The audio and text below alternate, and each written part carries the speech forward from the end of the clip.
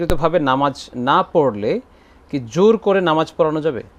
এখন তো এটা পলিথিন রাখা অপরাধ, কিন্তু নামাজ না পড়া রাষ্ট্রে কোনো অপরাধ না। অপরাধ না, জি। এবং নামাজ না পড়লে যদি নামাজ পড়াটা আইনে পরিণত হয় এবং নামাজ না পড়াটা যদি রাষ্ট্রীয় অপরাধ হয়, এটা যদি রাষ্ট্রীয় আইন হয়ে যায়, তাহলে কোনো বেনামাজি কিন্তু আর রাষ্ট্রের কোনো বড় পদে যাওয়ার সুযোগ থাকবে না। হযরত ওমর রাদিয়াল্লাহু তাআলা আনহু অর্ধেকটা পৃথিবী শাসন করেছেন, ঝাড়ুদার পিয়ন থেকে শুরু করে খলিফা পর্যন্ত 100% নামাজি ছিল।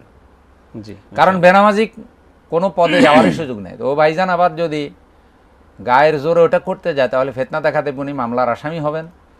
তবে উনি বেনামাজি এরকম তার পরিচিত কেউ থাকলে তাকে দাওয়াত দেওয়া, তালিম দেওয়া, তাসকিয়া কিন্তু দেওয়া, সেটা যদি একই পরিবারের হয়, হ্যাঁ, তাই চেষ্টা করবেন, বুঝাবেন আর কি।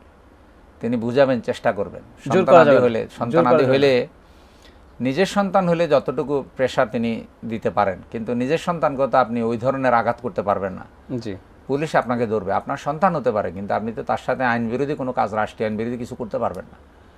তো এখন আপনি তাকে কঠিনভাবে একটা কিছু করতে পারেন, সে দেখা যায় রাষ্ট্রে বিচার দিল বা আপনার বিরুদ্ধে অন্য একটা মামলা সাজাই দিল, ফিতনা তৈরি হবে। আমি বলতে চাচ্ছি, পার্সোনালি আইন প্রয়োগ করা শুরু হলে রাষ্ট্রে একটা বিশৃঙ্খলা দেখা দিবে। তার মানে এটা না যে আমি নামাজকে গুরুত্বহীন করে দিলাম, এটা না। নামাজ তো ফরজ, রাষ্ট্র এটাকে ফরজে পরিণত করুক, সংবিধান এটা বাধ্যতামূলক হোক, আর পিতামাতাকে অধিকার দেওয়া হোক যে যার সন্তান নামাজ পড়বে না, তারা হাদিসে এসেছে আপনি কয় বছর, 12 বছর বয়সে যদি নামাজ না পড়ে তাহলে সন্তানকে প্রহার করবেন।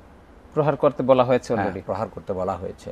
সেই প্রহারটারও সীমা আছে। হেভেনটিউন, আল্লাহ যেন পরকালে এটা আপনাদের জন্য নাজাতের উসিলা করে। আল্লাহুম্মা আমিন।